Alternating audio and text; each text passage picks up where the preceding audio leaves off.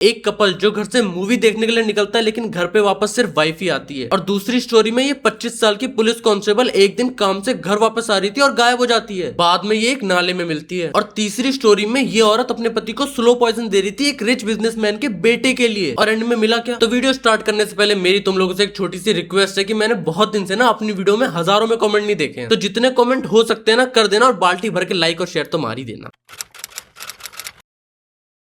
तो ये कपल शकुंतला और रवि, इनकी नई नई शादी हुई थी और ये एक दिन प्लान बनाते हैं अपने किसी रिश्तेदार के घर जाने का। और वहीं से ये लोग फिर मूवी देखने चले जाएंगे। अब ये लोग घर से निकलते हैं लेकिन घर वापस बस शकुंतला आती है। तो रवि के पेरेंट्स पूछते हैं कि बेटा रवि कहाँ है? तो वो बताती है कि रवि ने उसे रिश्तेदार के घर के बाहर छोड़ा और फिर कहीं काम से चले गए और फिर नहीं आए, तो वो वापस घर आ गई। अब उसके पेरेंट्स ने भी सोचा कि गया होगा काम से कहीं लड़का, लेकिन फिर सालों बीत गए वो नहीं आया। उसके पेरेंट्स ने कितनी बार पुलिस कंप्लेन लिखवाई, उसे ढूंढने की बहुत कोशिश हुई लेकिन किसी को नहीं मिला वो। लेकिन फिर 2019 में 8 साल बाद पुलिस को रवि की कुछ 20-25 हड्डियां मिलती हैं। तो 2010 में शकुंतला राजस्थान के एक छोटे से गांव में अपने भाई और पेरेंट्स के साथ रहती थी। अब शकुंतला के गांव में एक आदमी कंस्ट्रक्शन के काम से आया था लेकिन उसकी नजर शकुंतला पे पड़ गई। अब गांव में आदमी औरत से सीधा जाकर तो बोलेगा नहीं कि डेट पर चलोगी। तो कमल ने शकुंतला के भाई से दोस्ती बनाई और उनके घर में आना जाना शुरू कर दिया। और वहां से इसकी और शकुंतला की आशिकी भी शुरू हो गई। फिर क्या, ये लोग हर कपल की तरह छुप छुप कर मिल रहे थे, मस्त टाइम स्पेंड कर रहे थे। लेकिन ज्यादा टाइम नहीं लगा गांव में सबको पता लगने में इनकी आशिकी के बारे में। और फिर इनकी आशिकी की न्यूज उड़ती उड़ती शकुंतला के पेरेंट्स तक पहुंच गई। अब कमल अच्छा कमाता था, आदमी भी सही था, किसी को इनकी शादी से कोई दिक्कत नहीं होती। लेकिन बीच में आ गई कास्ट। अब शकुंतला के पेरेंट्स को अलग कास्ट में शादी नहीं करनी थी, तो उन्होंने भाई अपनी बेटी का मिलना बंद करवा दिया कमल से। वही पढ़ाई नहीं करनी, घर में बंद रहो, यू नो द ड्रिल। और जैसे ही लड़की की आशिकी पकड़ी गई, इसके पेरेंट्स लग गए इसके लिए कोई और रिश्ता ढूंढने में कि फटाफट इसकी शादी कर देते हैं। अरे शादी के बाद लड़की तुम्हारी भूल थोड़ी जाएगी अपने प्यार को। अब शकुंतला ने ये बात किसी तरह से कमल को बताई कि ओए मेरे घर वाले रिश्ता ढूंढ रहे हैं, कुछ करो। तो कमल ने बोला टेंशन मत लो, कुछ तो तगड़ा करूंगा मैं, लेकिन हम भाग के शादी नहीं कर सकते क्योंकि भागने वाले तो एक दिन पकड़े जाते हैं। अब इधर शकुंतला के पेरेंट्स ने दिल्ली में एक रवि नाम के लड़के से इसका रिश्ता पक्का भी कर दिया जो इन्हीं के कास्ट का था। अब ये बात शकुंतला ने कमल से बताई कि ओए रिश्ता ढूंढ भी लिया मेरे लिए, तो कुछ कर रहा है या नहीं? तो कमल ने बोला देख यार, मैं ना अभी कुछ तगड़ा सोच ही रहा हूँ, तो एक काम कर अभी के लिए शादी कर ले उससे, लेकिन फिजिकल रिलेशनशिप मत बनाइयो। तो शकुंतला ने बोला ठीक है, जैसा तुम्हें ठीक लगे। अब फरवरी 2011 को शकुंतला की शादी रवि से हो जाती है और शादी के तुरंत बाद शकुंतला वापस मायके आ जाती है। अब 1 महीना तो ये अपने मायके में रहती है, लेकिन फिर इसके पेरेंट्स बोल रहे थे कि लड़की का शादी के बाद इतने दिन तक मायके में रहना अच्छा नहीं होता। तो शकुंतला अपने ससुराल तो चली जाती है, लेकिन रवि से बोलती है कि देखो जी, मैंने ना एक मन्नत मांगी है जिससे हमारी आगे की जिंदगी बढ़िया चलेगी, एक नंबर, लेकिन जब तक वो पूरी नहीं हो जाती ना तब तक हम फिजिकल रिलेशनशिप नहीं बना सकते। अब रवि ने भी ये सब सुन के बोला ठीक है, मन्नत वगैरह तो तोड़नी नहीं चाहिए, और उसने शकुंतला की सारी बातें मान ली। अब मार्च 2011 आता है और शकुंतला रवि से बोलते कि मुझे ना अपने एक रिलेटिव के घर जाना है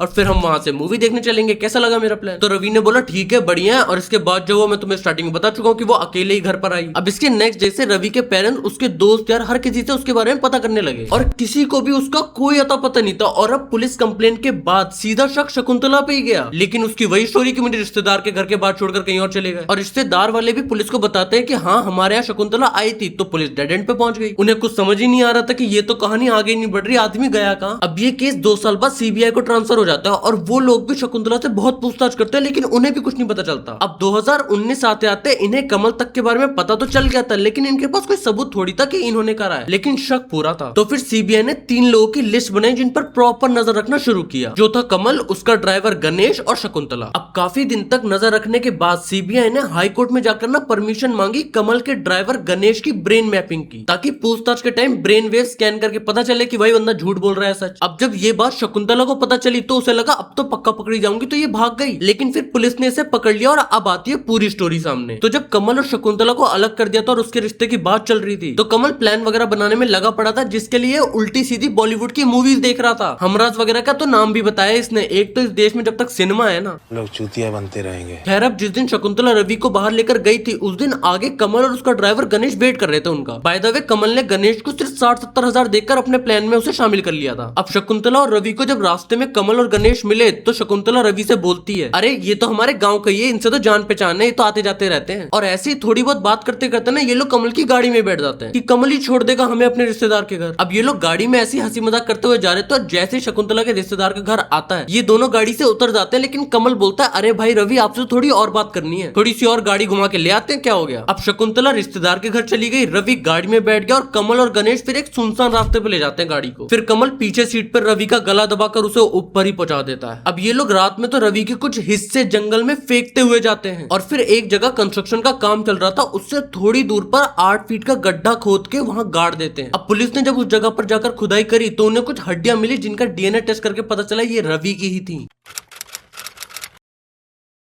तो रुचि सिंह 25 साल की लखनऊ में पुलिस कांस्टेबल थी। अब 12 फरवरी 2022 को रुचि की भाभी उसे कॉल करती है रात में किसी काम से। तो रुचि फोन उठाती है और बोलती है भाभी मैं अभी काम से कहीं बाहर आई हूँ, घर पे पहुंचकर आपको कॉल करती हूँ। लेकिन रुचि का कॉल कभी वापस नहीं आया। अब जब भाभी बार बार कॉल मिलाकर थक गई और किसी ने कॉल नहीं उठाया तो उन्होंने रुचि की एक कलीग जो पुलिस कांस्टेबल ही थी उन्हें कॉल मिला दिया। तो उस लेडी कांस्टेबल ने बताया कि इलेक्शन के चक्कर में उनकी ड्यूटी पुलिस हेडक्वार्टर में ही लगी है और आज संडे है, लेकिन आज भी वो काम पर आई है, लेकिन रुचि अभी तक नहीं आई। उन्हें भी रुचि का कोई आइडिया नहीं था क्योंकि रुचि कभी ऐसी छुट्टी लेती ही नहीं थी। तो रुचि की भाभी उस पुलिस कांस्टेबल से बोलती कि आप एक बार ना रुचि से कांटेक्ट करने की कोशिश करना। तो कांस्टेबल ने भी बोल दिया कि ठीक है, मैं काम खत्म करने के बाद एक बार उसके घर पे जाऊंगी पता करने के लिए। अब शाम को छुट्टी के बाद वो गई रुचि के अपार्टमेंट पर वहां तो रुचि के कमरे के बाहर ताला लगा हुआ था। अब कांस्टेबल ने जब मकान मालिक से पूछा तो उन्होंने बताया कि रुचि तो कल सुबह से काम पर गई थी और तब से ही नहीं आई। मकान मालिक ने कहा कि शायद वो अपने घर चली गई हो, लेकिन वो घर तो गई नहीं, तभी उसकी भाई परेशान हो रही थी। अब भाभी और कलीग दोनों को ही रुचि की बहुत टेंशन होने लगी कि कुछ तो सीरियस है, तो भाभी ने पूरे घर वालों को बता दिया कि रुचि गायब है। अब 14 फरवरी को रुचि का पूरा परिवार ही लखनऊ आ जाता है रुचि को ढूंढने के लिए। अब सबसे पहले तो ये लोग भी वही मकान मालिक से सेम पूछताछ करते हैं और अब वो फीमेल कांस्टेबल भी अपने व्हाट्सएप पर रुचि की फोटो डालकर लिख देती हैं कि इनका नाम रुचि सिंह है, ये फीमेल कांस्टेबल और 12 फरवरी की रात से गायब है। अब अगले दिन ये पोस्ट वायरल हो जाती है क्योंकि एक पुलिस कांस्टेबल गायब हो गई थी। तो जब पोस्ट हाई ऑफिशियल्स तक पहुंची तो वो पुलिस कांस्टेबल को डांटने लगे कि तुम सोशल मीडिया पे जाने से पहले रिटर्न पुलिस कंप्लेन तो लिखवा दी थी। पुलिस कांस्टेबल को भी पुलिस से ज्यादा सोशल मीडिया पे भरोसा है। अब ये मिसिंग केस सोशल मीडिया पर वायरल होने की वजह से भाई पुलिस वालों को फालतू बोला जा रहा था और इन्होंने कांस्टेबल को एक वार्निंग लेटर भेज दिया कि तुमने रूल्स फॉलो क्यों नहीं करे। लेकिन उधर रुचि के पेरेंट्स कंप्लेन लिखवाने के बाद भी भटक रहे थे क्योंकि सारे पुलिस वाले इलेक्शन में बिजी थे। कोई भी इस मिसिंग केस पर ढंग से काम ही नहीं कर रहा था। एक तो हमारी कंट्री में हर दिन ही इलेक्शन होते रहते हैं। अब ऐसे ही करते करते 2 दिन और बीत गए और 17 फरवरी को ना एक आदमी का कॉल आता है पुलिस को। वो बताता है कि लखनऊ में जो SGPGI हॉस्पिटल है उसके पास एक एरिया में नाले में बॉडी तैर रही है। अब पुलिस वाले भागते हुए गए उस एरिया में और बॉडी फीमेल की लग रही थी और उससे तुरंत फॉरेंसिक टीम को पोस्टमार्टम के लिए दे दिया गया। अब उधर 2 दिन से रुचि के पेरेंट्स उसे ढूंढने में लगे पड़े थे, लेकिन किसी ने भी ना इन दोनों केसेस को 2+2 करके सोचा ही नहीं। अब 19 फरवरी को रुचि के पेरेंट्स फिर से पुलिस स्टेशन में जाते हैं और बोलते हैं हमारी बेटी इतने दिनों से गायब है, तुम लोग कर क्या रहे हो। अब इसी पुलिस स्टेशन में एक और कांस्टेबल था जो रुचि के गांव से ही बिलोंग करता था। तो वो रुचि के पेरेंट्स से ढंग से बात करता और वो बताता कि 17 फरवरी को एक बॉडी मिली थी फीमेल की। आप मुर्दा घर में जाकर एक बार पता कर लो, क्या पता वो रुचि ही हो। अब ये सुनकर तो रुचि की फैमिली की हालत ही खराब हो गई कि हमारी तो बेटी मिसिंग है ना, हम क्यों जाकर मुर्दा घर में जाकर देखें। लेकिन फिर भी जैसे ही वो बॉडी फैमिली वालों को दिखाई जाती है उनका तो रोना पीटना शुरू हो जाता है क्योंकि ऑब्वियसली वो बॉडी रुचि की ही थी। अब इसका पोस्टमार्टम हो चुका था और इसके गले पर निशान था जिससे साफ पता चल रहा है किसी ने इसका गला।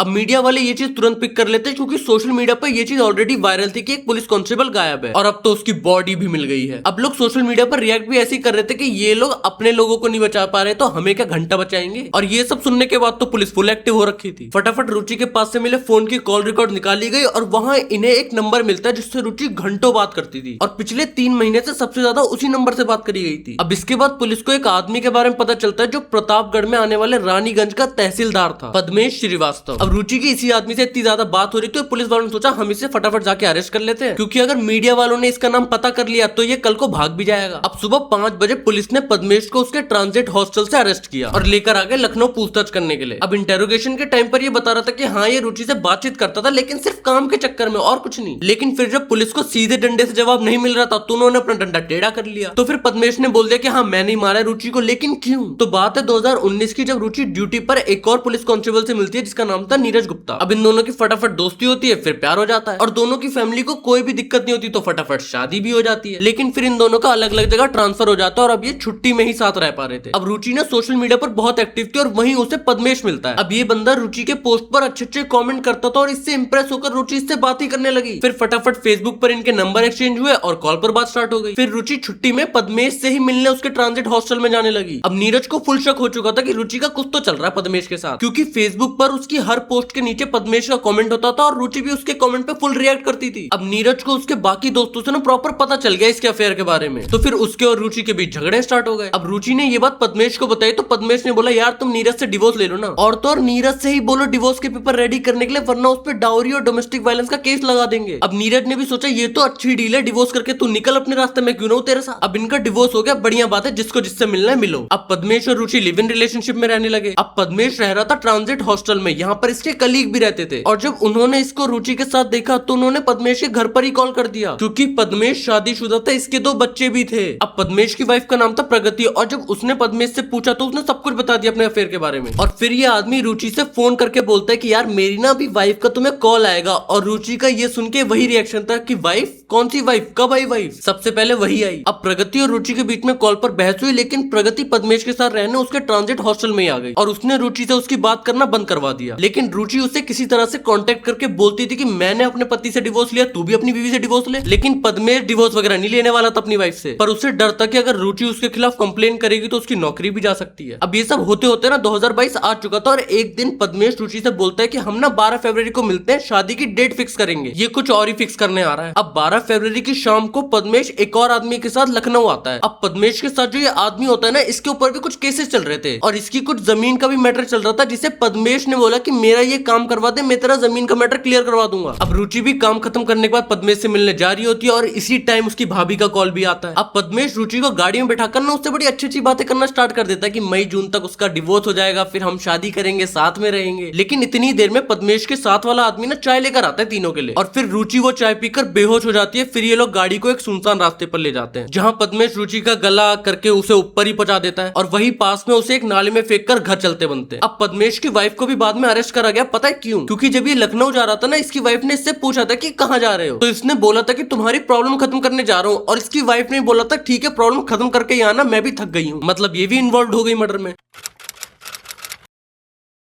तो स्टोरी स्टार्ट होती है बालाकृष्ण से। ये 26 साल का कर्नाटक में रहता था। अब इसकी फैमिली लोअर मिडिल क्लास थी और बालाकृष्ण एक सिंपल जॉब करके अपनी और अपनी फैमिली की नीड्स पूरी कर रहा था। और 2006 में बालाकृष्ण की अरेंज मैरिज होती है प्रतिमा से, जो 18 साल की थी उस टाइम। और इसे ना लग्जरी और ग्लैमरस लाइफ जीने का ना बहुत शौक था, किसको नहीं होता ये बता दो। अब शादी के बाद इनकी लाइफ भी एक नॉर्मल कपल की तरह चलने लगी, लेकिन बालाकृष्ण को कर्नाटक में कोई अच्छी जॉब नहीं मिल रही थी, तो वो प्रतिमा को लेकर मुंबई आ जाता है। अब मुंबई में बालाकृष्ण को एक अच्छी जॉब मिल जाती है और यहीं पर इनके फिर 2 बच्चे भी होते हैं। अब शादी के 14 साल तक ये दोनों अपने बच्चों के साथ मुंबई में ही रह रहे थे। बच्चों की स्कूलिंग भी मुंबई से हो रही थी बहुत बढ़िया। प्रतिमा नॉर्मल हाउसवाइफ की तरह घर देखती थी और बालाकृष्ण इतना कमा लेता था कि घर वालों की सारी नीड्स पूरी हो जाती थी। लेकिन अब आता है 2020 का कोविड का टाइम। मुंबई के होटल और रेस्टोरेंट बंद हो गए और बालाकृष्ण की जॉब चली गई। और अब मुंबई जैसी इतनी एक्सपेंसिव सिटी में रहना बालाकृष्ण के लिए तो इम्पॉसिबल हो गया था। तो फाइनेंशियल क्राइसिस की वजह से बालाकृष्ण ने डिसाइड किया कि वो अपनी फैमिली को लेकर वापस कर्नाटक चला जाएगा और वहां जाके इसके पापा के साथ ही रहेगा, और वहां पर जो पापा का घर था वहीं रहेंगे सब साथ में। अब कर्नाटक आने के बाद बालाकृष्ण ने अपनी सेविंग से नॉर्मल काम स्टार्ट करा और हस्बैंड की हेल्प करने के लिए प्रतिमा ने भी एक ब्यूटी पार्लर ओपन कर लिया और लकीली वो ब्यूटी पार्लर चलने भी लगा। अब ये फर्स्ट टाइम था जब प्रतिमा को घर से निकलने का, नए लोगों से मिलने का और खुद पैसा कमाने की फ्रीडम मिल चुकी थी। तो इसके बाद प्रतिमा सोशल मीडिया पे भी बहुत एक्टिव रहने लगी और ग्लैमरस रील्स बनाने लग गई। कभी कभी वो बालाकृष्ण के साथ हैप्पी मैरिड कपल वाली रील्स भी बनाती थी, जिसपे काफी अच्छे व्यूज और लाइक आते थे। लेकिन अब आता है 2023-24 का टाइम। बाय द वे अब बालाकृष्ण 44 का हो गया था और प्रतिमा 36 की हो गई थी। अब प्रतिमा की बात दिलीप से स्टार्ट होती है, जो 28 साल का एक रिच बिजनेसमैन का बेटा था। अब इसके पास पैसा और लग्जरी गाड़ियों की कोई कमी नहीं थी और दिलीप प्रतिमा की इंस्टाग्राम रील देखकर इसके तरफ अट्रैक्ट हो चुका था। अब इसने प्रतिमा से बातें करना स्टार्ट करा और पहले तो नॉर्मल बात हो रही थी, लेकिन फिर प्रतिमा कई बार पार्लर से डायरेक्ट दिलीप से ही मिलने जाने लगी। वो भी दिलीप की लग्जरी लाइफस्टाइल और पैसों को देखकर अट्रैक्ट हो चुकी थी। अब दोनों के बीच अफेयर स्टार्ट हो गया और अफेयर के कुछ टाइम बाद ही बालाकृष्ण को शक भी होने लगा प्रतिमा पर, क्योंकि प्रतिमा घर पर घंटों किसी से फोन पर छुपकर बात करने लगी थी। और जब प्रतिमा ब्यूटी पार्लर का बोलकर भाई दिलीप के साथ उसकी लग्जरी गाड़ियों में घूम रही थी, तो इनको ऐसे कार में घूमते हुए एरिया के कुछ लोगों ने देख लिया था। अब लोगों ने बालाकृष्ण और प्रतिमा के भाई संदीप को इन सब चीजों के बारे में बता दिया। अब जब इस बात का पता चला तो बालाकृष्ण और संदीप ने प्रतिमा को बहुत समझाया और इसको वार्निंग भी दी कि दिलीप से दूर रहे, वो इसका घर बर्बाद कर रहा है। अब इसके बाद प्रतिमा ने ऐसा बिहेव करना तो शुरू कर दिया कि वो दिलीप से कभी नहीं मिलेगी, ना ही उससे कभी बात करेगी, सारा ध्यान अपना बच्चों पर लगाएगी। लेकिन ये फिर भी छुप छुप कर दिलीप से बात कर रही थी। और एक दिन दिलीप ने एक लैब से पॉइजन लाकर प्रतिमा को दे दिया। अब प्रतिमा ने हर रोज बालाकृष्ण के खाने और चाय पानी में ना थोड़ा थोड़ा पॉइजन मिलाना शुरू कर दिया। और अब इस स्लो पॉइजन की वजह से बालाकृष्ण की तबीयत खराब रहने लगी। उसको कंटिन्यू फीवर, वॉमिटिंग, पेट में दर्द रहने लगा और अब बालाकृष्ण की बॉडी इतनी वीक हो गई थी कि उसका बेड से उठना और चलना भी मुश्किल हो गया था। और लोकल हॉस्पिटल में ले गए तो डॉक्टर ने बोला इससे जॉन्डिस और टाइफाइड है, पर किसी भी दवाई से उसकी तबीयत ठीक ही नहीं हो रही थी, उसकी हालत और खराब होती जा रही थी। अब बालाकृष्ण की फैमिली ने उसे 6 बड़े हॉस्पिटल में दिखाया, लेकिन डॉक्टर एग्जैक्ट प्रॉब्लम बता ही नहीं पा रहे थे, आइडेंटिफाई नहीं कर पा रहे थे उसकी। अब डॉक्टर ने उसे घर भेज दिया और फैमिली ने सोचा कि हम ना एक बार इसे आयुर्वेदिक डॉक्टर के पास भी ले जाके देखते हैं। लेकिन प्रतिमा के दिमाग में इतने टाइम से पता क्या चल रहा था कि इतना पॉइजन देने के बाद भी ये अभी तक जिंदा कैसे है। और अब उसे डर लगने लगा था कि अगर किसी टेस्ट में पॉइजन का पता चल गया तो हम दोनों फंस जाएंगे। तो 20 अक्टूबर 2024 की रात 1:30 बजे ना प्रतिमा ने दिलीप को घर पर बुलाया और दोनों ने मिलकर सोते हुए बालाकृष्ण का गला।